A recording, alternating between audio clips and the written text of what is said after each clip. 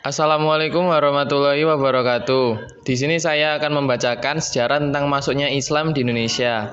Sebelum itu, perkenalkan nama saya Rasyadanu Ardana Putra, nomor absen 29 dari kelas 101, sebagai pembaca naskah. Dan juga ada teman saya, Agustaf Cahyo Milano, nomor absen 2, sebagai editor.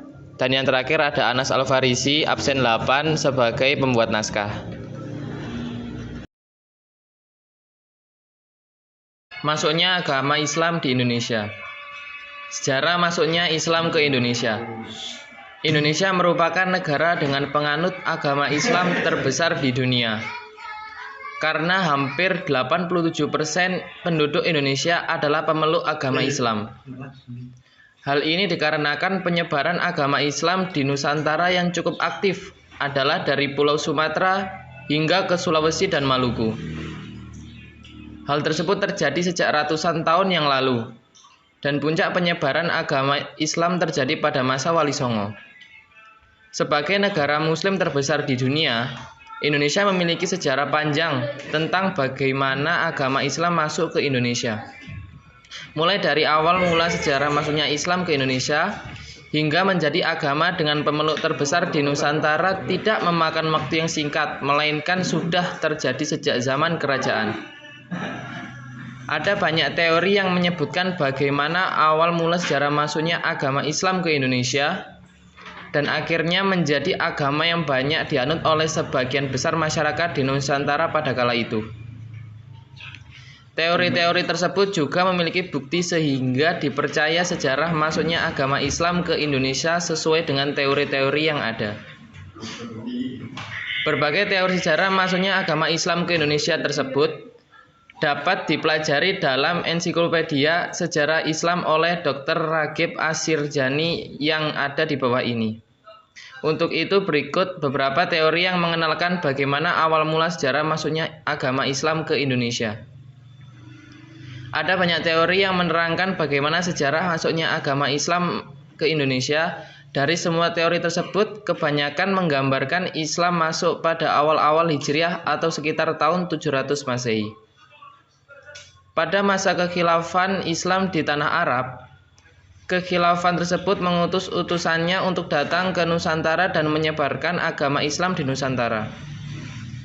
Hal ini dibuktikan dengan adanya kampung Arab atau pemukiman Arab di pesisir barat pantai Sumatera yang banyak dijumpai oleh pedagang pada masa itu. Dengan adanya pemukiman Arab inilah yang diyakini menjadi salah satu teori awal mula masuknya Islam di Indonesia. Namun ada juga beberapa teori lain, misalnya teori dari India, Arab, Persia, dan teori Cina. Masuknya agama Islam di Indonesia memiliki banyak teori, karena tidak ada yang tahu pasti kapan agama Islam mulai masuk ke Nusantara. Untuk itu berikut kami berikan beberapa penjelasan teori masuknya agama Islam ke Nusantara. Yang pertama ada teori India atau Gujarat. Teori ini dicetuskan oleh G.W.J. Drewes dan dikembangkan oleh Snowgronje dan kawan-kawan. Selain itu, teori India atau teori Gujarat ini juga diyakini oleh sejarawan Indonesia Sucipto Wirjo Suprapto yang meyakini awal mula sejarah masuknya Islam di Indonesia adalah melalui India atau Gujarat. Teori India atau teori Gujarat adalah teori yang menyebutkan bahwa agama Islam masuk ke Indonesia melalui para pedagang dari India Muslim atau Gujarat yang berdagang di Nusantara pada abad ke-13. Para saudagar dari Gujarat yang datang dari Malaka kemudian menjalin relasi dengan orang-orang di wilayah barat di Indonesia. Kemudian setelah itu terbentuklah sebuah kerajaan Islam yang bernama Kerajaan Samudra Pasai. Banyak bukti yang menguatkan teori Gujarat ini, salah satunya adalah makam Malik As-Saleh yang merupakan salah satu pendiri Kerajaan Samudra Pasai. Corak dari batu nisan Malik As-Saleh sangat mirip dengan batu nisan yang ada di Gujarat. Bahkan makam salah satu wali songo yakni makam Maulana Malik Ibrahim juga memiliki batu nisan khas Gujarat seperti makam Malik As-Saleh. 2. Teori Arab atau Mekah. Kemudian selanjutnya ada teori Arab atau Mekah yang merupakan teori Islam yang menyebutkan bahwa Islam masuk ke Indonesia langsung dari Arab atau Mekah pada masa Khalifahan. Teori ini didukung oleh J.C. Van Leur hingga Buya Hamka atau Abdul Malik Karim Aulullah. Pada bukunya yang berjudul Sejarah Umat Islam yang terbit pada tahun 1997, Buya Hamka menjelaskan bukti-bukti masuknya agama Islam di Indonesia. Bukti yang dimaksud Buya Hamka ini adalah berupa sumber dari naskah kuno Cina yang menyebutkan bahwa sekelompok bangsa Arab yang bermukim di pesisir barat Pulau Sumatera pada tahun 625 Masehi. Selain itu, di kawasan tersebut yang ada saat itu merupakan kekuasaan Kerajaan Sriwijaya juga ditemukan batu nisan yang bertuliskan nama Syekh Rukunuddin yang wafat pada tahun 672 Masehi. Teori ini juga didukung oleh T.W. Arnold yang menyatakan bahwa pada masa itu bangsa Arab merupakan bangsa yang dominan dalam perdagangan di Nusantara. Kemudian mereka menikah dengan warga pribumi dan berdakwah di Nusantara. Teori Persia atau Iran. Teori yang menyatakan bahwa asal mula sejarah masuknya agama Islam ke Indonesia dari negara Persia yang sekarang bernama negara Iran adalah teori yang didukung oleh Husain Jajadiningrat dan Umar Amir Husain. Jajadiningrat berpendapat jika teori Persia ini selaras dengan asal mula masuknya Islam ke Indonesia. Hal ini dikarenakan menurut Jajadiningrat kebudayaan Islam di Nusantara memiliki banyak kesamaan dengan kebudayaan Islam di Persia. Salah satu contoh kebudayaan Islam di Nusantara yang mirip dengan kebudayaan Islam di Persia adalah kaligrafi-kaligrafi yang ada di makam batu nisan di Nusantara. Ada pula beberapa ritual keagamaan seperti Tabot di daerah Bengkulu dan Tabuik di daerah Sumatera Barat yang hampir sama persis dengan ritual keagamaan di Persia yang diadakan setiap tanggal 10 bulan Muharram. Akan tetapi, seperti itu yang kita ketahui, aliran Islam di Persia merupakan aliran Islam Syiah sedangkan aliran Islam yang berkembang di Indonesia adalah aliran Sunni. Sehingga teori Persia ini dianggap kurang relevan dengan fakta yang ada. Teori Cina. Teori Cina merupakan teori yang menyebutkan bahwa asal mula sejarah masuknya agama Islam ke Indonesia berasal dari Cina.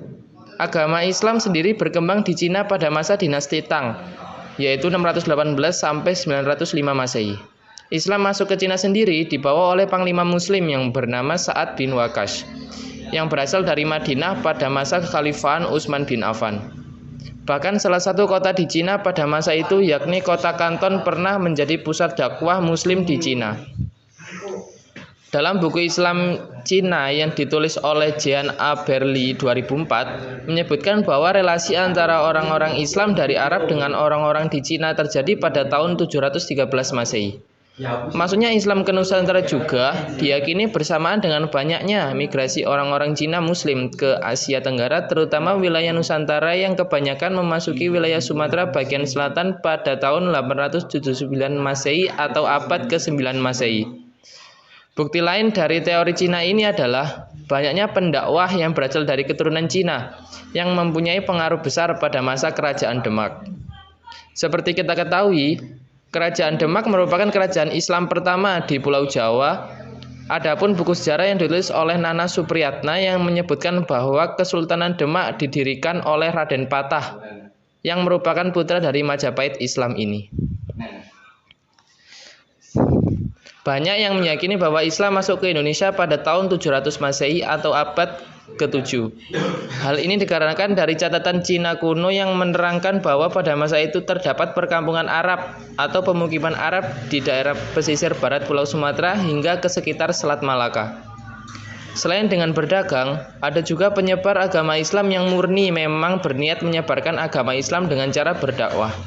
Salah satu contoh penyebar agama Islam di Nusantara yang sangat terkenal adalah para Wali Songo. Jadi itulah penjelasan mengenai sejarah masuknya Islam di Indonesia. Sekian, terima kasih dari saya. Wassalamualaikum warahmatullahi wabarakatuh.